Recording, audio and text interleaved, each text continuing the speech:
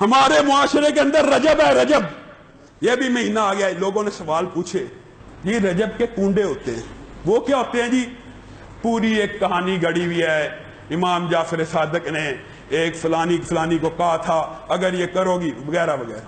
لوگوں یاد رکھو رجب کا مہینہ حرمت کا مہینہ ضرور ہے، حرمت کے 4 مہینوں میں سے ایک ماہ ضرور ہے، اور حرمت کے مہینوں کے بارے میں صحیح روایات موجود ہے کہ ان میں عبادت کرنا دیگر مہینوں میں عبادت کرنے سے افضل ہے سوائے رمضان کے.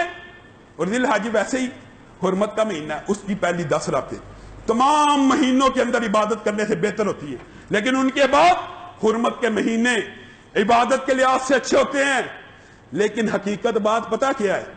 ایک بات ایک کلیہ پہلے یہ یاد رکھ لیجئے کہ رجب کی فضیلت کے حوالے سے جتنی باتیں نبی کریم صلی اللہ علیہ وسلم کے ساتھ منسوب کی گئی ہیں سب جھوٹی ہیں، سب غلط ہیں، سب من گڑت ہیں، سب نبی کریم صلی اللہ علیہ وسلم کے اوپر بہتان باندھ رہے. شریعت کے اندر کسی چیز کو ایجاد کرنے کے لیے بدترین قسم یہ ہے کہ بندہ یہ بات کہ یہ کام نبی کریم صلی اللہ علیہ وسلم نے کہا تھا. بدترین جھوٹ کی قسم یہ ہے، بدترین. وجہ عام جھوٹ بولتا ہے اس کے ایفیکٹس ہو رہے ہیں، لیکن جو بندہ نبی پہ جھوٹ بولتا ہے اصل میں وہ کیا کر رہا ہوتا ہے؟ شریعت سازی کر رہا ہوتا ہے. نبی کا ہر قول شریعت ہوتا ہے، نبی کی ہر بات دین ہوتی ہے. اس لیے سب سے بڑا جھوٹ یہ ہے کہ کوئی بندہ اٹھے اور کہ نبی کریم نے یہ کہا اور انہوں نے وہ کہا نہ ہو. تو نبی کریم صلی اللہ علیہ وسلم نے کیا کہا؟ مجھ پہ 1 مرتبہ جھوٹ بولنے والا، میرے پہ 1 مرتبہ بہتان گڑنے والا، میرے نام کو استعمال کر کے شریعت کا دھوکہ دینے والا صرف 1 مرتبہ ہی کیوں نہ ہو، اس کو اپنا ٹھکانہ کہاں بنا لینا چاہیے؟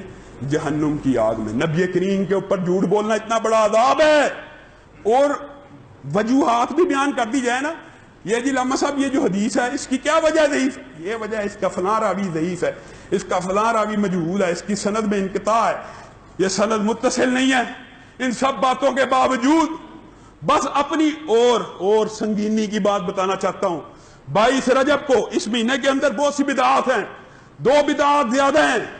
ایک 22 رجب کے کنڈے ہیں. اگر کسی نے مطالعہ کرنا ہے تاریخ کی کتب اٹھائیے.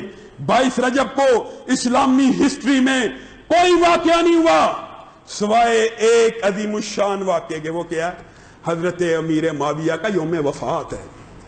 حضرت معاویہ کا یوم وفات ہے. یہ کنڈے بھی اصل میں حضرت امیر معاویہ کی وفات کی خوشی میں ہمارے رافضی لوگوں نے ایجاد کیے تھے. جب کوئی دلیل نہ ملی تو امام جعفر کی طرف سے اس کے فضائل منقول کر دیے. لوگوں یہ ہو سکتا ہے وہ دین جو مکمل دین ہو، وہ دین جس کی راتیں نبی کریم کے صبح کی طرح روشن ہے، جس کی صبح سورج کی طرح روشن ہے، اس دین کے اندر نبی کریم آپ سے اور مجھ سے کوئی بات چھپا جائیں، آپ کو اور مجھے اطلاع نہ کریں. ہمارے یار دوستوں نے کیسی باتیں گڑی ہوئی ہیں جی. نبی کریم چپکے سے اٹھتے ہیں، رات کا وقت تھا جی 15 کو شعبان کو، رات کو اٹھے چپکے سے اور نفل پڑے، بقیع میں گئے. نعوذ باللہ. نبی کریم جو حریص علیکم، جو تم پہ اور مجھ پہ حریص ہیں کہ یہ ساری امت جنت میں چلی جائے، اتنا بڑا نیکی کا کام چھپا کے راتوں رات عبادت کر کے سو گئے. آپ کو اور مجھے اطلاع نہیں کی، ان کو اطلاع ہو گئی ہے. اور پھر 22 رجب کے بعد 27 رجب ہے جی. اس دن کیا ہوا تھا جی؟ معراج ہوئی تھی. اور لوگوں یہ کہاں سے فلسفے، یہ کہاں سے دن؟ اور تم لوگ اگر حقیقت میں سنت پہ چلنا چاہتے ہو، دنوں میں سب سے افضل دن جمعے کا ہے. جمعے کا ہے. امام سے پہلے مسجد میں آ جاؤ، کوئی گفتگو نہ کرو، کوئی چھیڑخانی نہ کرو، خوشبو لگا کے آؤ، اپنے ساتھ گھر والوں کو لے کے آؤ.